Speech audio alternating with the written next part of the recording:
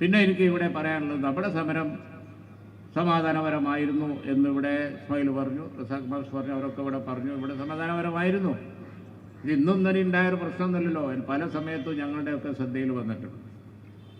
ആ സമയത്തൊക്കെ കമ്പനിക്കെതിരായ ഈ പറഞ്ഞ വിഷയം സംബന്ധിച്ച് സമരം ഇവിടെ ഉണ്ടായിരുന്നു.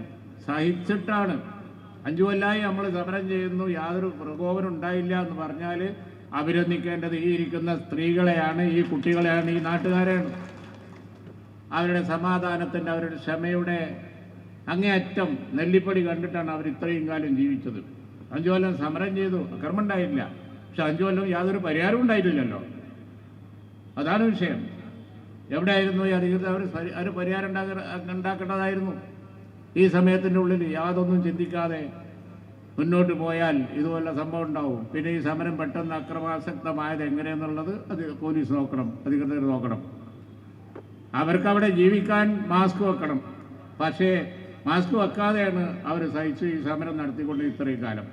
സമരം നടന്ന ദിവസം മാത്രം ഒരു മുഖംമൂടി മാസ്ക് ധരിച്ച് വന്നത് ആരാണെന്ന് നോക്കേണ്ടത് അധികൃതരുടെ ഉത്തരവാദിത്തമാണ്. അത് അവർ നോക്കണം. അതിന് നാട്ടിലൊക്കെ 144 പ്രഖ്യാപിച്ച് ഭീകരാന്തരീക്ഷം ഉണ്ടാക്കേണ്ടതല്ല. എനിക്ക് ജനങ്ങളോട് പറയാനുള്ളത്, ഇന്ന് പോലെ ഭീകരാന്തരീക്ഷം കഴിഞ്ഞു എന്ന് വിചാരിച്ച് ധൈര്യമായി എല്ലാവരും മുന്നോട്ട് വരണമെന്നാണ്. ഞാൻ ഇന്നലെ പോലീസ് അധികൃതരോട് സംസാരിച്ചു, ഉയർന്ന പോലീസ് ഉദ്യോഗസ്ഥന്മാരോടും സംസാരിച്ചു. സമാധാനപരമായി പോകണം എന്ന് തന്നെയാണ് അവരും ആഗ്രഹിക്കുന്നത് എന്ന് പറഞ്ഞു. സത്യത്തിൽ ഇതിലെ കക്ഷികൾ എന്ന് പറയുന്നത് ഈ ദുർഗന്ധം വമിക്കുന്ന രീതിയിൽ ഇത് നടത്തിക്കൊണ്ടു പോകുന്നവരാണ്. അതുകൊണ്ട് പോലീസിനെ കൺഫേം ചെയ്ത് പോലീസുമായിട്ട് അക്രമം ഉണ്ടാക്കി ബുദ്ധിമുട്ടായി പോകണം എന്നിരിക്കുന്ന ആളുകൾക്കോ ഈ നാട്ടുകാർക്കോ ഇല്ല. ഞാനത് അവരെ ബോധ്യപ്പെടുത്തി. അങ്ങനെ ഒരു ചിന്ത അവർക്കില്ല, അതിനുണ്ടാവില്ല. പക്ഷേ സമാധാനപരമായി അവരെ ജീവിക്കാൻ അനുവദിക്കണം. ഒളിവിൽ കഴിയുക, കുട്ടികൾക്ക് സ്കൂളിൽ പോകാൻ വയ്യ. ഇതെന്താ വെള്ളരിക്കാപ്പെട്ടണോ? ഇത് കേരളമല്ല, ഈ നാട്ടിൽ ഇങ്ങനെയുള്ള സംഭവവികാസങ്ങൾ ഉണ്ടാകാൻ പാടുണ്ടോ? അപ്പം അതുകൊണ്ട് അത്തരം ഭീകരാന്തരീക്ഷം സൃഷ്ടിക്കുന്നത് അധികൃതർ അടിയന്തരമായി അവസാനിപ്പിക്കണം. അവസാനിപ്പിച്ചേ പറ്റുള്ളൂ. ഞാനിവിടെ പ്രസംഗിക്കുക മാത്രമല്ല, ഇന്നലെ അധികൃതരോട് മുഴുവൻ ഈ കാര്യം സംസാരിച്ചിട്ടുണ്ട്. ഇവരൊക്കെ, മുനീറും ബാക്കിയുള്ളവരും ഒക്കെ ഒരുപാട് ഈ കാര്യങ്ങൾ ചർച്ച ചെയ്താണ് സംസാരിച്ചുകൊണ്ടിരിക്കുന്നതാണ്. ഇനിയെങ്കിലും അത് അനുവദിക്കണം എന്നാണ് ഈ സന്ദർഭത്തിൽ എനിക്ക് പറയാനുള്ളത്. അത് അനുവദിക്കും എന്നാണ് എൻ്റെ പ്രതീക്ഷ. അതുകൊണ്ട് തന്നെ അനുവദിച്ചില്ലെങ്കിൽ നമ്മൾ എന്ത് ചെയ്യും എന്ന് ഞാനിപ്പോൾ പറയുന്നില്ല. പക്ഷേ അനുവദിച്ചേ പറ്റൂ എന്നുള്ള കാര്യം അത് അവരുടെയും ഉത്തരവാദിത്തമാണ്. ഒരു നാട്ടിലെ ജനങ്ങളെ മുഴുവൻ മർദ്ദിച്ചൊതുക്കി ദുർഗന്ധം വമിക്കുന്ന ഒരു പ്ലാന്റും നടത്തി മുന്നോട്ട് പോകാൻ പറ്റില്ല. അത് അസാധ്യമായ കാര്യം, എവിടെയും നടന്നിട്ടില്ല. ഞാൻ അതുകൊണ്ടാണ് തിരുവനന്തപുരത്തെ ഉദാഹരണം പറഞ്ഞത്, എല്ലാ ഉദാഹരണങ്ങളും പറഞ്ഞത്. അങ്ങനെ സാധ്യമല്ല.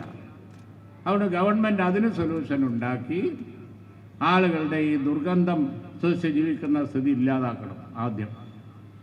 എന്നിട്ട് ആളുകളെ ഫ്രീ ആയിട്ട് ജീവിക്കാൻ കഴിയണം. അക്രമം ഉണ്ടായെങ്കിൽ നിയമപരമായ രീതിയിൽ അതിന് നടപടിയെടുക്കുന്നതിന് നമ്മളെതിരല്ല. അതിൻ്റെ അപ്പുറം ന്യായം പറയാൻ നമുക്കും അവകാശമുണ്ട്, അതിന് കോടതിയുണ്ട്. ഉള്ളവരാണെങ്കിൽ ഉള്ളത് അനുഭവിച്ചിട്ട് ഇല്ലാത്തവരാണെങ്കിൽ അതിനനുസരിച്ച് ഡിഫെൻഡ് ചെയ്ത് പോകാൻ ഈ രാജ്യത്ത് സിസ്റ്റമുണ്ട്.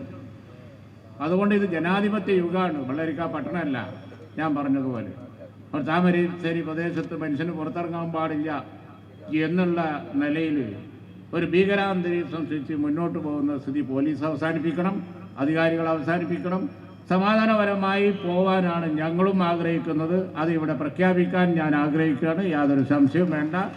ഞാനത് ഇന്നലെ തന്നെ പോലീസ് അധികാരികളോടൊക്കെ പറയുകയും ചെയ്തു. പക്ഷേ പെർമനൻ്റായിട്ട് ഇതിനൊരു സൊല്യൂഷൻ ഉണ്ടാക്കണം, അതാണ് പ്രധാനം. ഇവിടെ വേറെ പ്രശ്നമൊന്നുമില്ലല്ലോ. വായുവാണ് ചോദിക്കുന്നത്, വായു. വെള്ളമല്ല, ഭക്ഷണമല്ല, വസ്ത്രമല്ല, അത് പിന്നല്ലേ. ശുദ്ധവായു ഇല്ലാതെ പിന്നെ എന്തുണ്ടായിരുന്ന കാര്യം? അതും കേരളത്തിൽ. ഡൽഹിയിൽ ഇപ്പോൾ വായു മലിനീകരണം കൊണ്ട് മനുഷ്യന് ജീവിക്കാൻ വയ്യ.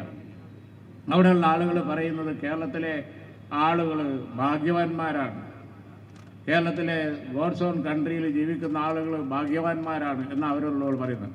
പക്ഷേ അവരോട് പറയേണ്ടി വരും, നമുക്ക് കട്ടിപ്പാറയിൽ ഇങ്ങനെ ഒരു പ്രദേശമുണ്ട്, നിങ്ങളതിനേക്കാളും മോശമായി എന്ന് പറയിപ്പിക്കുന്ന സ്ഥിതി കേരളത്തിന് ഭൂഷണമല്ല. അതുകൊണ്ട് ഇത് അടിയന്തരമായി അവസാനിപ്പിക്കണം. മാലിന്യ സംസ്കരണത്തിനൊക്കെ ആധുനിക രീതിയിൽ ഇപ്പോൾ പല മാർഗങ്ങളുണ്ട്. ഗവൺമെൻറ് അത് ചിന്തിക്കണം. ഗവൺമെൻറ് അത് ചിന്തിച്ചേ പറ്റുള്ളൂ. ഗവൺമെൻറ് ഇവിടെ നമ്മളെല്ലാത്തിലും നമ്പർ 1 വളരെ ഉഷാറാണ്. ഞാൻ രാഷ്ട്രീയം പറയാൻ ഉദ്ദേശിക്കുന്നില്ല. രാഷ്ട്രീയം പറഞ്ഞ് ഈ ദുരനുഭവം ഉള്ള ആളുകൾക്ക് ദോഷം ഉണ്ടാക്കണ്ട എന്നുള്ള നിലയിൽ ഒരു രാഷ്ട്രീയം ഞാൻ പറയില്ല. പക്ഷേ ഇത് നമ്മൾ നമ്പർ 1 ബാക്കിയുള്ളതും അതുപോലെ തന്നെ ദാരിദ്ര്യമില്ലാത്ത രാജ്യം എന്നൊക്കെ പറയുമ്പോൾ വായുവിന് വേണ്ടി, ശുദ്ധ വായുവിന് വേണ്ടി, ശ്വസിക്കാനുള്ള വായുവിന് വേണ്ടി, ബാക്കിയൊക്കെ പിന്നല്ലേ, അരവയറോ അല്ലെങ്കിൽ ഒഴിഞ്ഞ വയറോ ആയിട്ട് മനുഷ്യൻ ജീവിക്കുമായിരിക്കും. പക്ഷേ വായു ഇല്ലാതെ ഒരു മിനിറ്റ് ജീവിക്കാൻ മനുഷ്യന് കഴിയില്ല.